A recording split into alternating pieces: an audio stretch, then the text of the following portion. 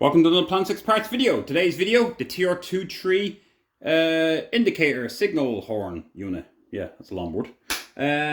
Some people call it an indicator, some call it a signal here in Canada, so like it's confusing. So that's what I say, whatever you want to call it. What are we doing in this video? Well, we're going to fix this thing. So I already had this working, don't get me wrong.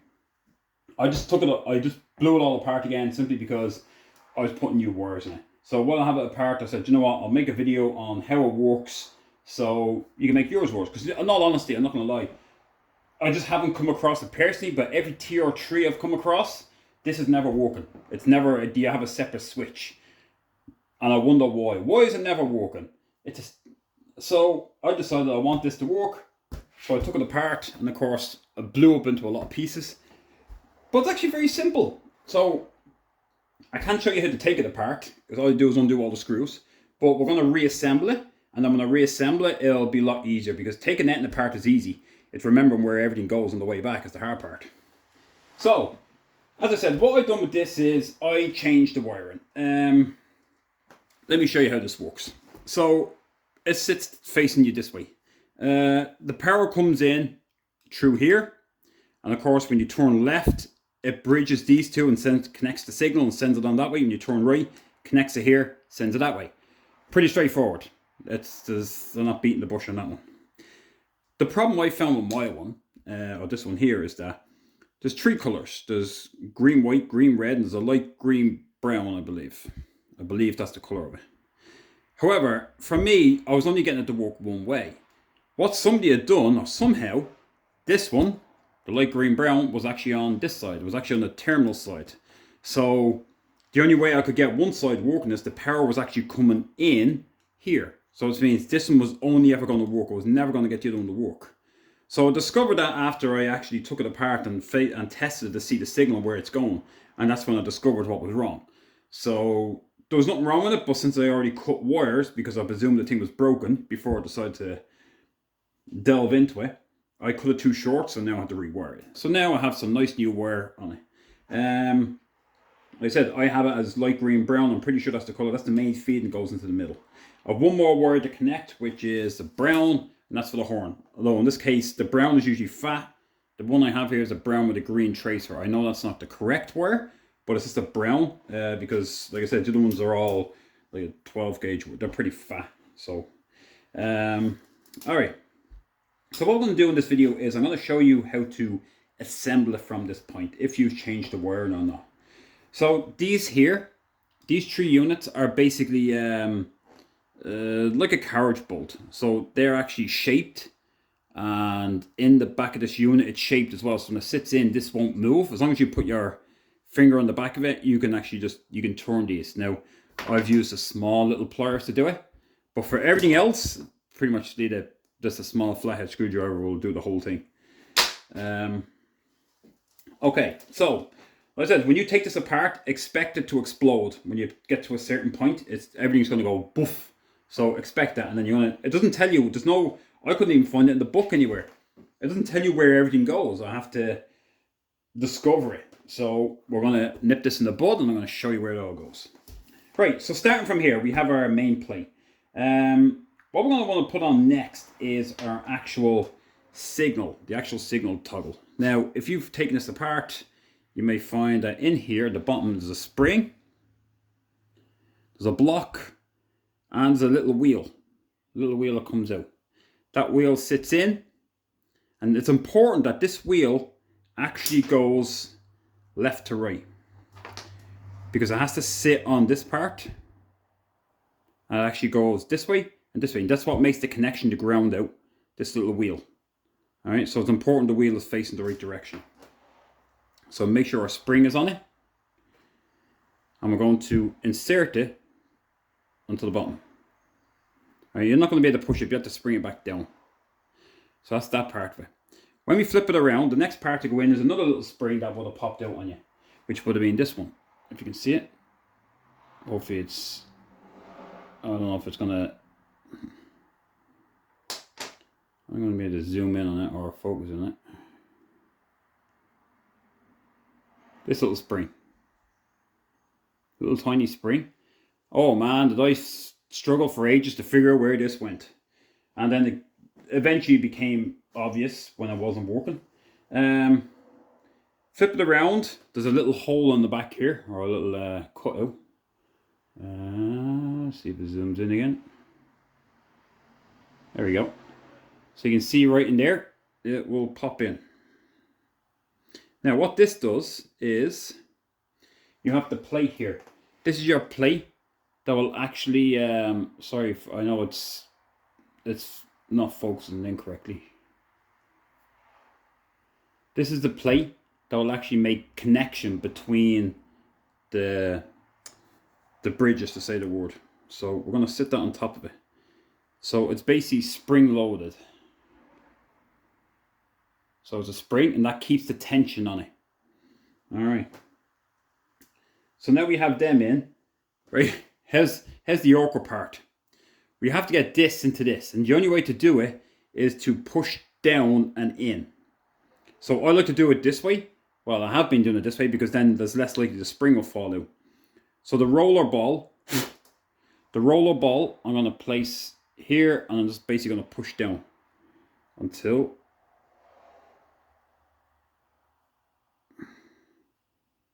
it slots in. Actually, sorry, there's one last thing to do, my mistake, because I've done this a few different ways. This piece to take in, there's a little slot above it. Make sure the washers, one goes either side. You can let it hang, we'll fix that now in a minute. But you can put it in after it, like you can get this in and put that piece in later. You can do it, I have done it. But I suppose this is the easier way to do it. So push down and in.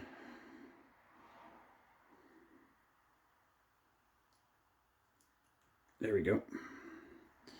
So now I have to keep it pressed in with my finger here, because otherwise it's going to shoot back out, because the spring in the back wants to make it pop out.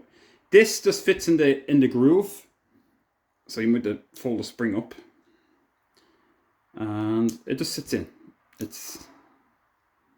Now that that's in, this is the part I hate, because it's still to get the face on it. We now will have these pieces. There is a little bend on them where they flex. I'm sorry again if it's not focusing. As you can see, you have a little flex on it, right? They actually bend. The bend part is outwards. So if you see the way it goes, the opposite does the exact same. Again, I'm not letting go of the middle because it's going to pop out at me. Well, it could hold, but I don't like the fact that it will. So now it should start to look like this. Right? Now, the next piece we have to get on is the plate, the whole plastic plate. Now for this one, there should have been a screw. There's a screw here, brass screw. It's the one that has the collar on it, and you have a nut. And that passes right through the bottom here, because you would have took it out. That goes right through the bottom. So you have to put the plate on and feed it through, and then actually hold the whole thing together again. So I'm turn it sideways. Get it through.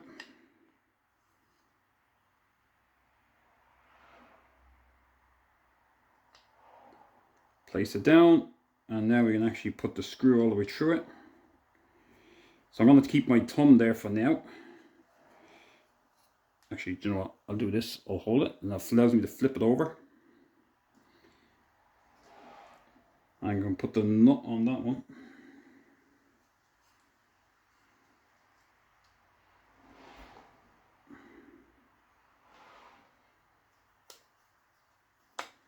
Now this one doesn't hold it fully in all the way. Don't expect that even if you put this in all the way, that's going to hold it.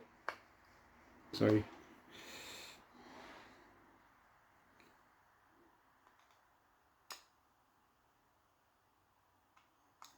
Alright, so that's tightened on there. As you can see, that was tightened. Sorry, and again, I keep apologizing because it keeps, no matter how much I move, it goes out of focus. Now, the next part to go on will be the horn. This piece here, this is for the horn. So what happens with this one is, this one will have, the brown will go on, that brown wire says, and attaches to one side and becomes positive on one side, and your opposite side is your ground. So when you actually press the horn, it bridges and joins these two together, grounds it out, and triggers the horn. Just simple as that. So this piece is going to go in either direction. There's no left or right to this. This goes in. Put your finger on it, turn upside down, and now this is where we put the brown wire on. Now you have this piece to go on here as well. This one is what will go over it. So, oops, I have to feed it through the wires. Hang on, that's be on the inside.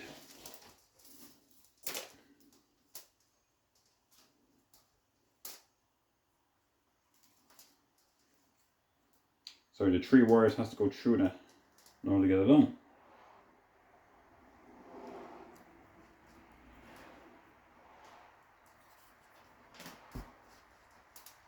It was easier to do this when I had the wire cut because it was shorter.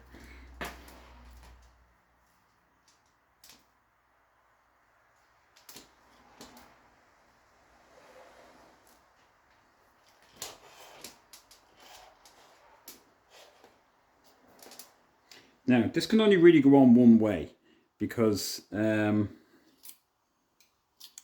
only lines up with the holes at one point. So there's little divots here. The little divot, they will actually line up. So these have to slide in. So if that's not in the right way, like I said, it's in the wrong spot there. So come around.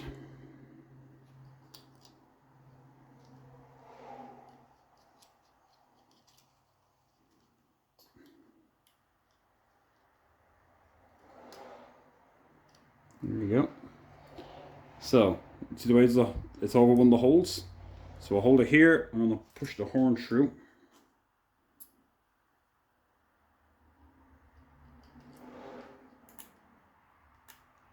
So I have to zoom out. I'm too close to you. Sorry about that. This is where editing will take that out, but in my case, I just do it in one.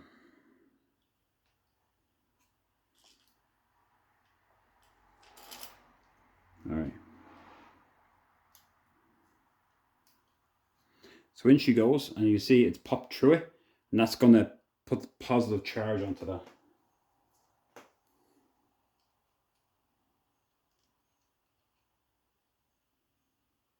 Do you want to be helpful? Put the wire in.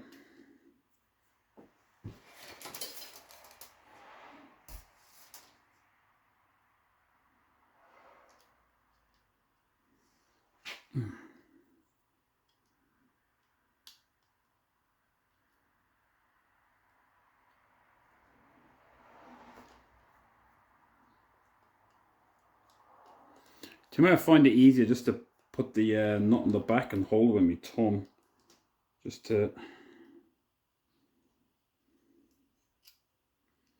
get it on. Like I said, it's awkward to do this and hold it at the same time. There we go.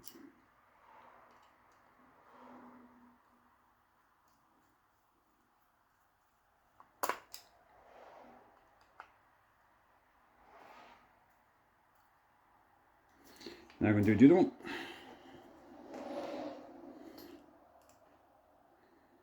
I said I'll just put a thumb on it. Oops. It's just I find it the easiest way to do it. Everybody's to themselves.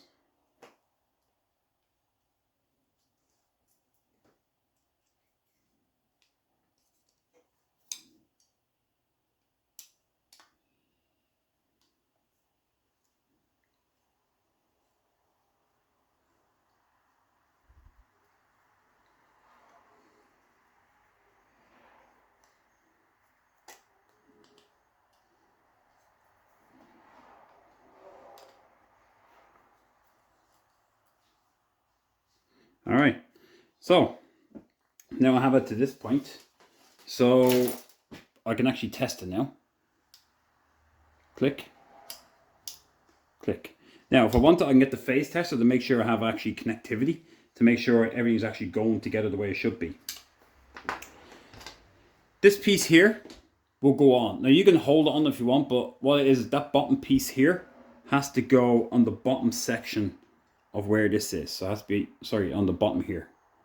So again, I'll put the wires through it. If you wonder how this comes off, it's a pressure fitting. So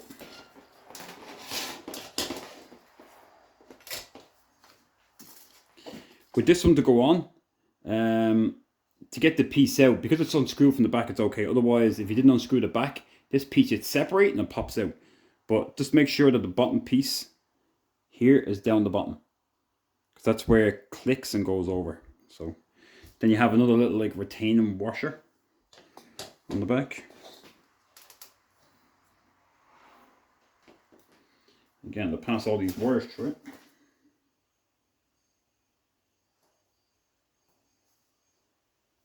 You're wondering, why did I take it apart to do the wires in the first place? Well, the problem is that when you take the nuts off, it falls in. So when you take the nuts off, the actual bolt will just fall out, and then you have to open up anyway to get to it. So that's meant to just push in here. It's just a ring, just pushes in. So that's in the right spot. Now we can actually put is the back plate onto it. So this one here. So what do we have to do? Feed the wires through again.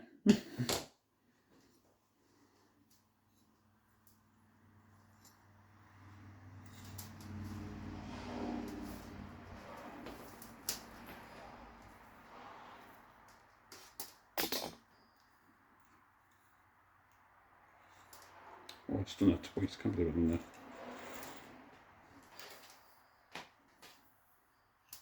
I'm hoping these are long enough to reach all the way down. It's a good design the way it goes right down the middle, but it's awkward to get in because you get so far down and it gets stuck.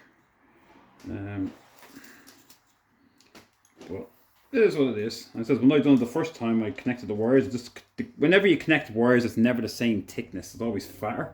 So the wires were too bigger than this, so therefore it wouldn't actually go all the way down.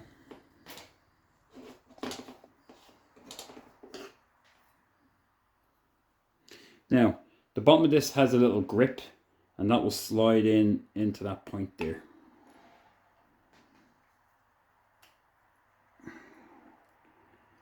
And then when you put it over, at the back you should line up, there should be 3 screw holes. Now, these screws are not easy to get in. They're little tiny flathead ones, but there's a gap here. So if you have it magnetized, it's great. It's awkward. Once you get the first one in, it's not too bad, because then you can let the unit go. But yeah, it does the same thing. It just keeps falling over and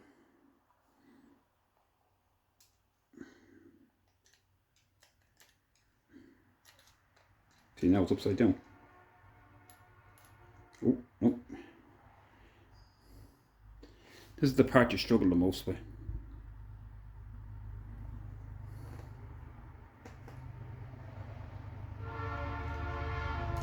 It's a train. And normally this is where people edit to make it look like you've done it pretty quick. Good, good, good.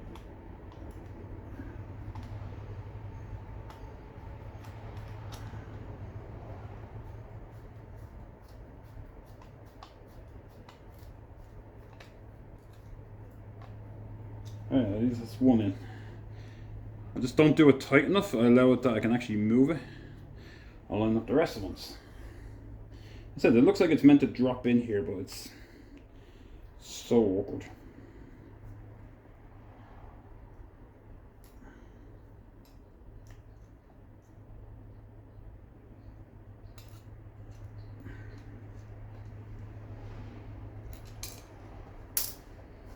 God.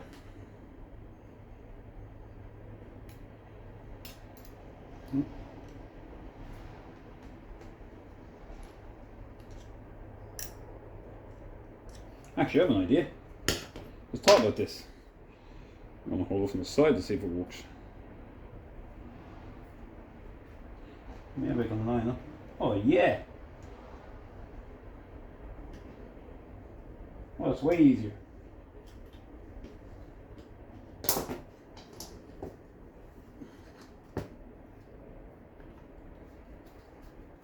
Oh, that's a lot easier.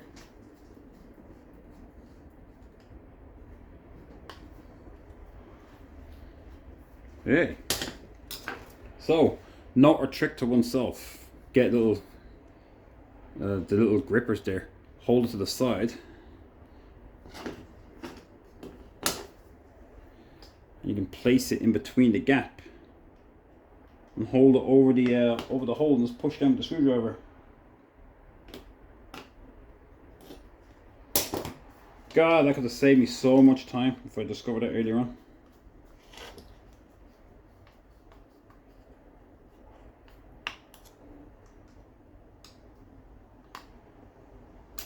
Alright, there's 1,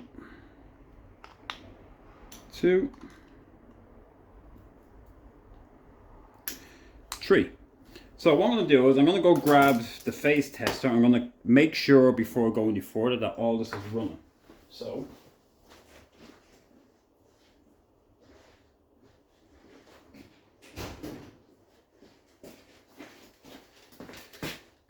as usual, I always put it to the sound to make sure I know I have connectivity.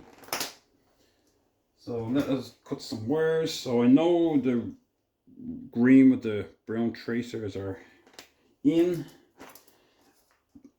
So I know the green with the red tracer is left. So now looking at it, I can put power to one side.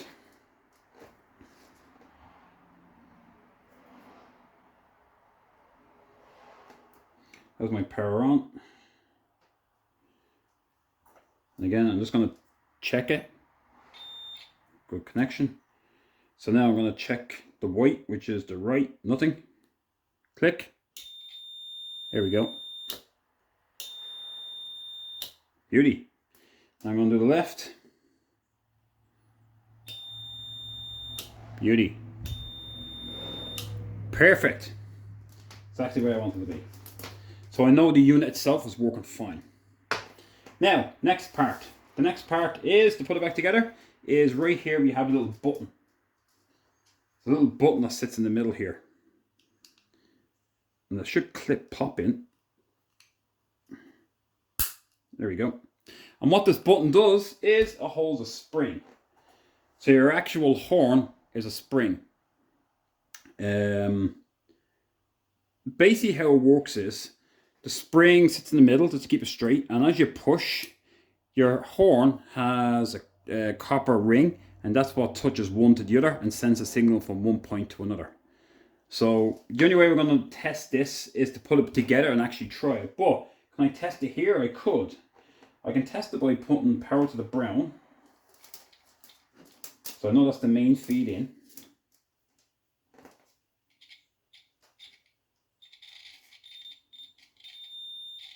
The wonder why it's doing this is because it's grounded out. So now, where's the black one? That tells me power's coming in and making it to here. It's not making it to here. But what I'm going to do is I'm going to touch the back of here. That's fine. It shouldn't work there because that's not grounded out. If I put a ground to here and actually ground this out from a battery, and I touch these two together, then it should be, because this is connected all the way into here. So that's against the body, grounded out, and then here's where the ground will be. So I've no real way of doing this unless I have a bridge wire. Yeah, I'd have to bridge wire it. So other thing I can test is, I don't think this will work.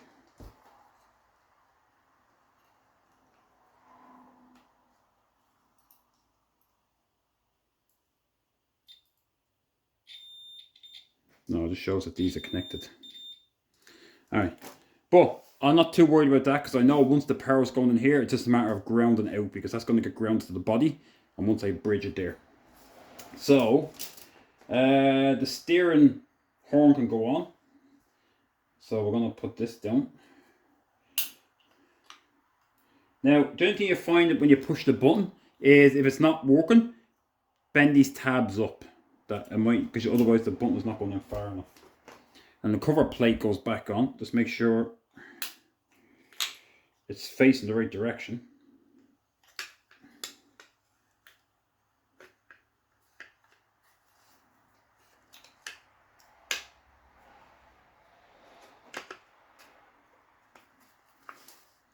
And then we have 3 more screws at the back to go in.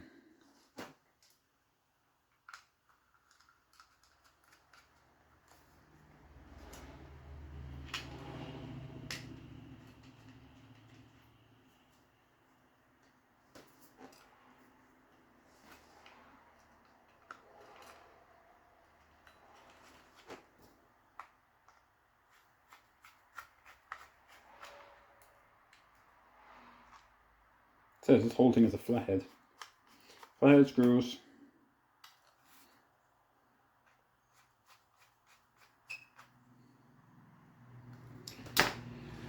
There we go.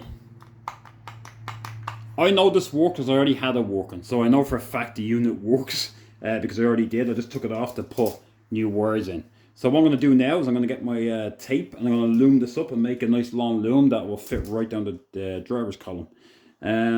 But that's it. Now we can have our original switch working again. So yeah, any comments, questions, concerns? I know there is. I think some of the other ones have a self-cancellation. You have a little clip in that when you turn, it clicks it to come back. I'm not sure if this one does, because it's meant to spin around and catch onto it and then actually trigger to go back. I'm not sure if this one has it. It was something to do with the back here, the way it spins, but all I know is it works. So I can keep my original switch because it's nice to have this, because I've priced these. These are like 400 Canadian dollars, maybe more each for a new one. That's ridiculous. 400, because I can guarantee units like this don't break. You just get a bad connection. No different than the switches. Like, granted, a lot of the switches now, the plastic will break on the switch, where like a hazard switch for Tr6, you have a little tab and a spring, and inside, and what happens is the tab snaps, and there's nothing you can do about that. It's a piece of plastic. But this one, there's nothing to break on this. There's no reason for this not to work, and it'd be nice to see this original piece still work and still look like the original. So I hope this has helped. Obviously, it's only going to work if you have all the original parts. The last thing to do, actually, when I put it in, is the 3 screws that go in. But they just screw in and get stuck between these 2 plates, and it just stops it from coming out. But that's it. So any comments, questions, concerns, give me a shout. To take it apart, just do the exact reverse. Work your way here. Like I said, just remember it is going to blow apart when you get to a certain point. Just remember to account for all the tabs. And if you put it back together and you follow the same instructions, you'll know you have everything. And it says test as you go along. The last thing you want to do is put it together and realize it's not working. And I've done that. I've done that a few times because somebody had it wired wrong. So you might not know that until you take it apart and see where the wires are connected. Or again, yes, sometimes the wires can get caught and snap in there and you don't have a connection. Things happen, so that can happen. But other than that, there's nothing for this not to work, other than usually, because all the dirt and grime gets in here. And what is it? This was dirty as well. It just clogs up the brass tab, and you just don't get a good connection anymore, and that's it. I'm not fond, personally, of putting the electrical grease inside these. I think it's just a magnet for more stuff to stick to it. Unless you can see it all the time, I wouldn't recommend doing it. Just leave it exposed and bare, and that's it. And like I said, it's moisture is the only thing that's going to stick in there. When you put a grease in there, it's just asking for it to stick and make a bad connection. So that's it. And yeah, thanks for watching, and keep an eye on the Tr3 vehicle. You'll see this up and running in it. So thanks for watching. See you in the next video.